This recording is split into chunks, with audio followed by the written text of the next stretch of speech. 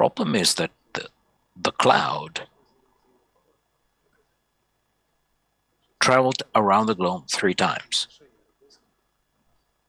So it was actually, it affected even UK. All farmers had to destroy the entire harvest of corn because they couldn't use it because it was too contaminated. And in wild boars, we found also some heavy metals, and in Zhytomyr region, we still find radioactive components in urine and blood. And in 1986, I was told that if we knew in 86 what we know today, we would have avoided so many mistakes.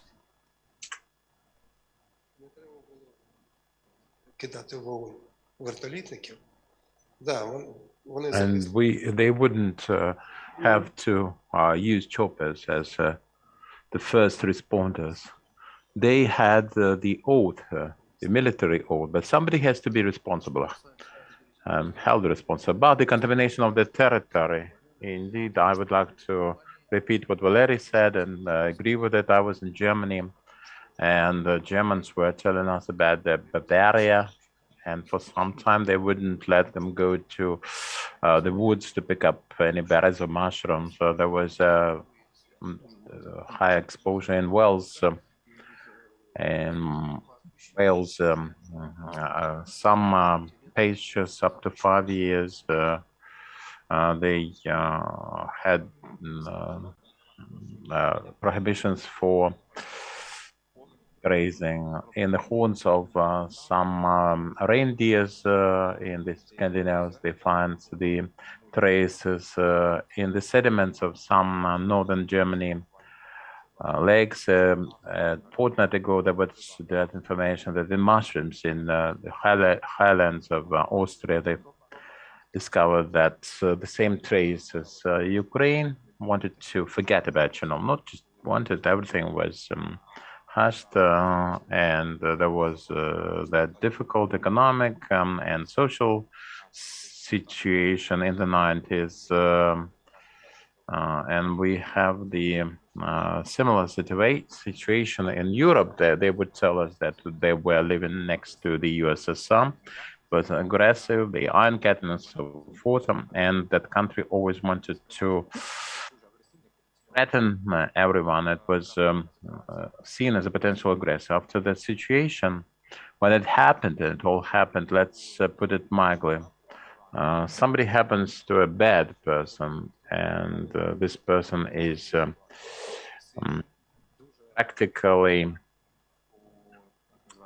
disoriented and helpless, and that was the reaction, because everyone was very tense about the situation. It's your neighbor, and your neighbor is disoriented, aggressive, and the cloud went to Europe, and the screaming demonstrated some things nobody would know how to explain or understand or appreciate, but they also wanted to prevent the panic, and they would disseminate the information about everything being fine. I talked to Christopher Dietz, who participated in our project, Grammy nominant.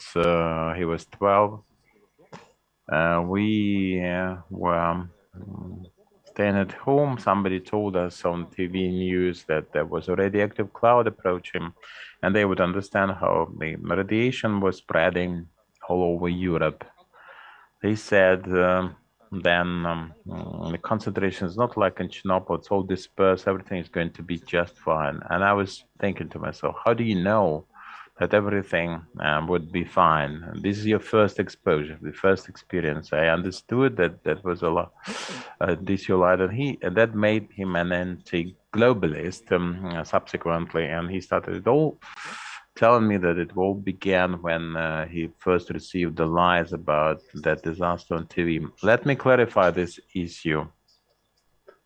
There were what we had till the end of 40s, till the end of 50s, at the beginning of 50s, the same atmospheric condition we cannot have. That was all actually because we had the nuclear test, nuclear weapon test in the air, in the water, and that's contamination. Nobody is discussing that, but it was much higher than from that Chernobyl cloud, because it was not that local. It was evenly spread originally. I mean, the nuclear weapon tests. The tail was local for the Chernobyl disaster. It was in the US, in the atolls, and in Kazakhstan, in the USSR, next to China. China, the Soviet Union would make those tests, and they would use the winds.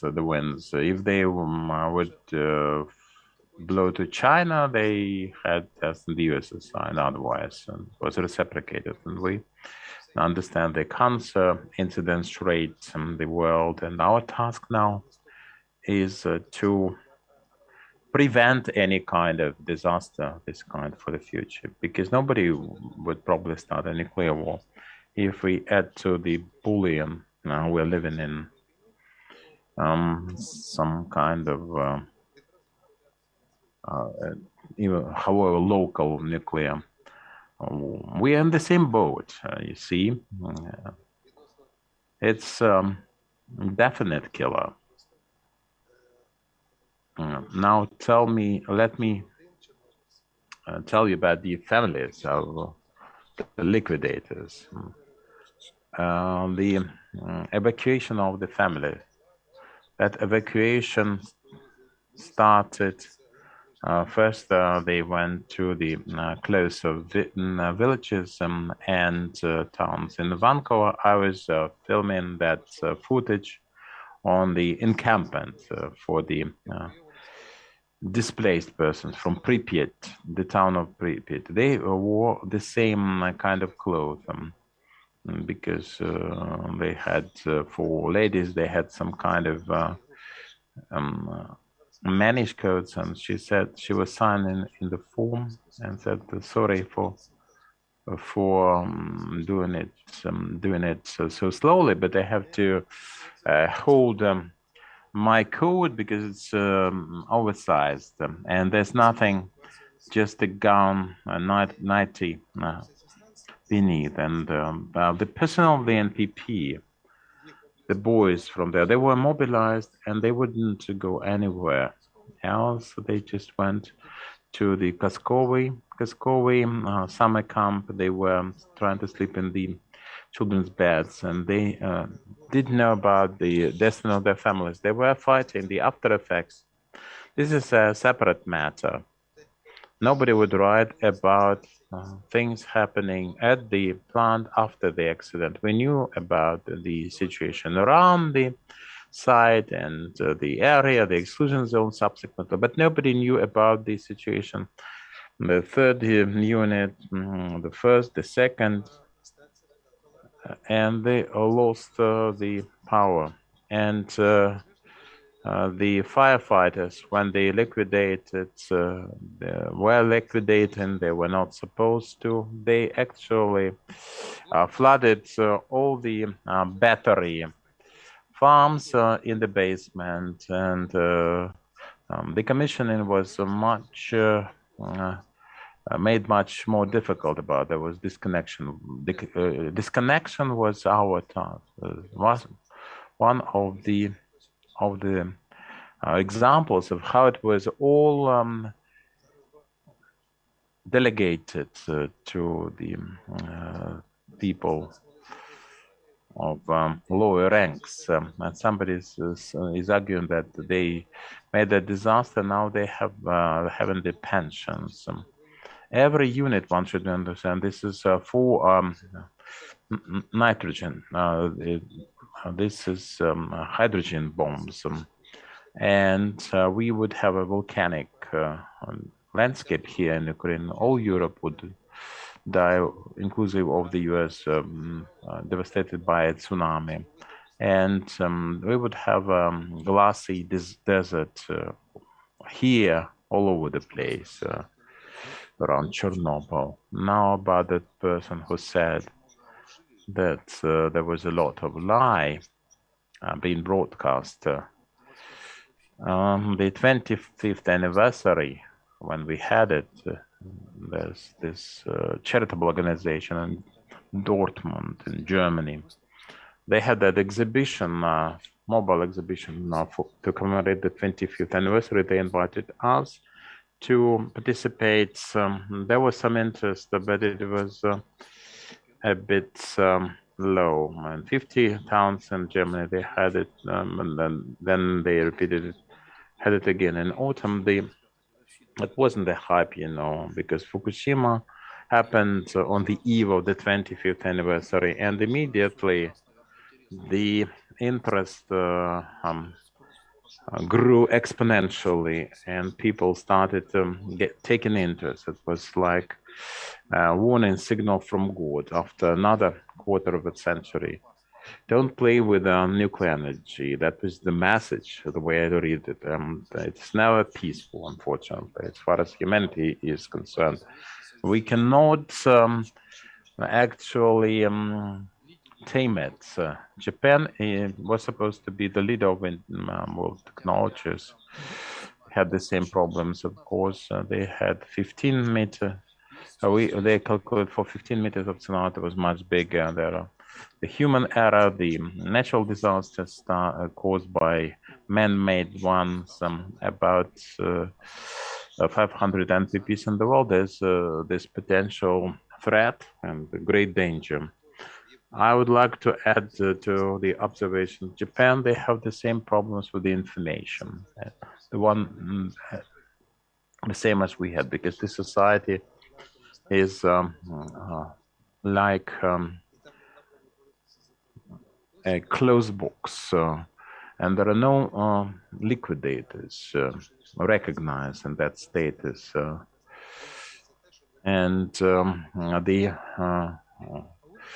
The government is prepared to bring people back to the decommitted territories. They demonstrate that there are airfields with great warehouses with the removed soil. The people can come back and do agriculture, some agriculture. Japan is on volcanic soil. The fertile soil is 5 to 6 centimeters. What can be grown there? This is one thing, one consideration. And secondly, this contamination has a trend. There's this human factor. If you have no humans there, it is clean, but human beings will bring back all the contamination, like Kiev, Uzhhorod here, and satellite town. The concrete was brought from Vyshgorod to create the sarcophagus. And Vyshgorod is not less dangerous than Chernobyl itself because of this shuttling, you know, the trucks coming back and forth.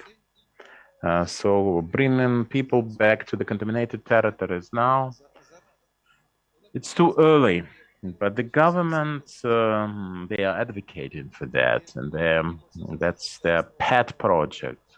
And we are trying to create a network of NGOs there to stop this, because for the Japanese, it's a new thing.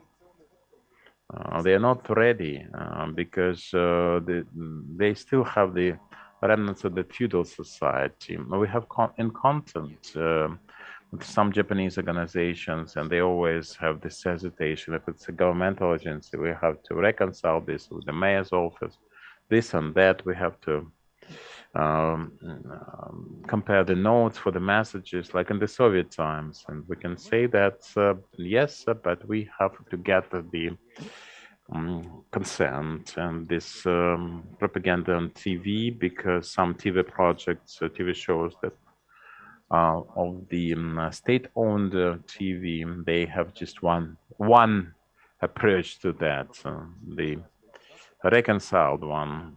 But let's come back to the liquidators. I remember watching some documentary. There was a well-known character, Valeriy. I remember you gave me his context, but he was not unavailable because of the coronavirus. He was telling us that the liquidators at that time, they were young people, men predominantly, and future fathers. 600,000 people brought to Chernobyl, exposed to radiation, and then they came back to their homes all over the Soviet Union. How did that influence the genophones? And what can you tell to this?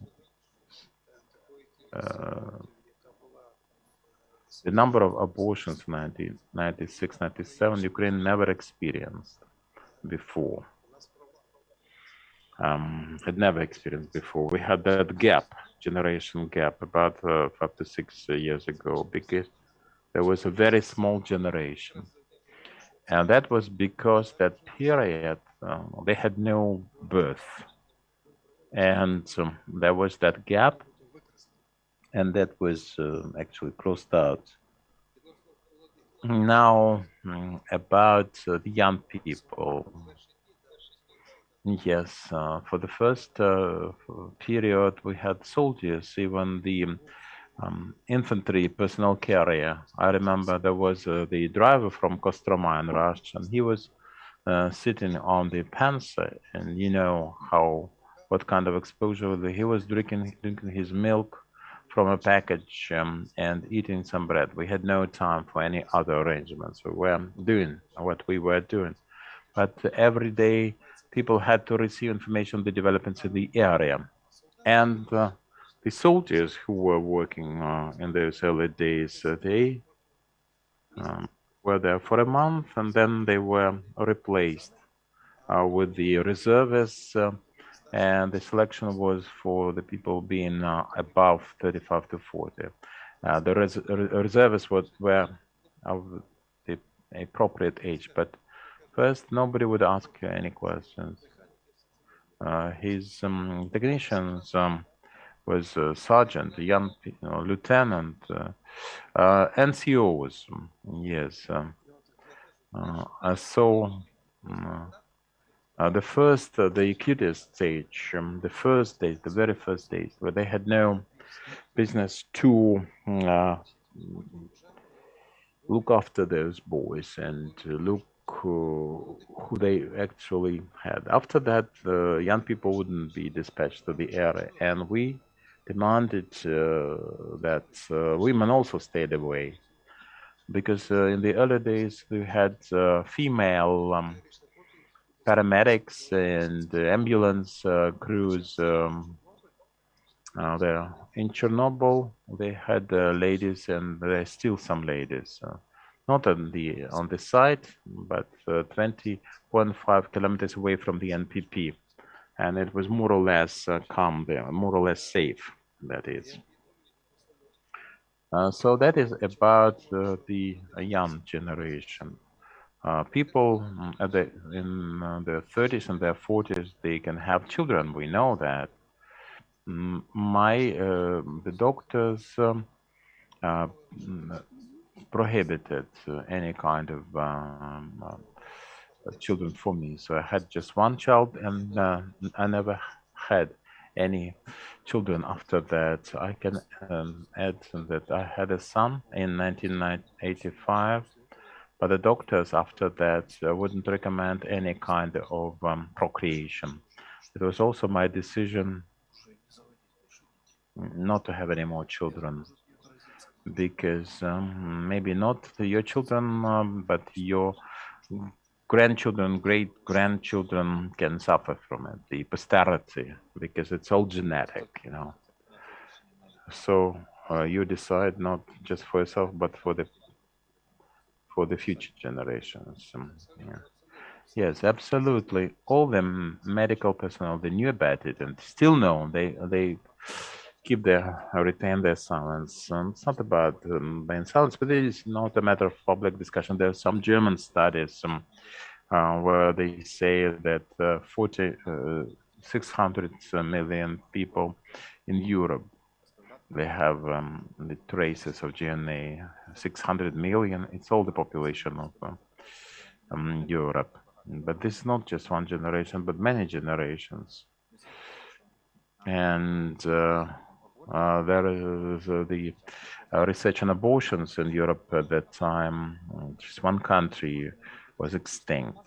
The population of this country disappeared. People do not like discussing such things among themselves. In the context of Chernobyl, they play heroes. But this topic, you wouldn't discuss. There are many stories about women who then were pregnant and given Minsk. They were forced to abort their children. Not forced, but they would be strongly advised. And that topic was a closed one, like many others of the same sort. That was decision of the chief sanitary doctor of the USSR for Kiev. The level of contamination of milk and other food products was 10 times higher than it was supposed to be.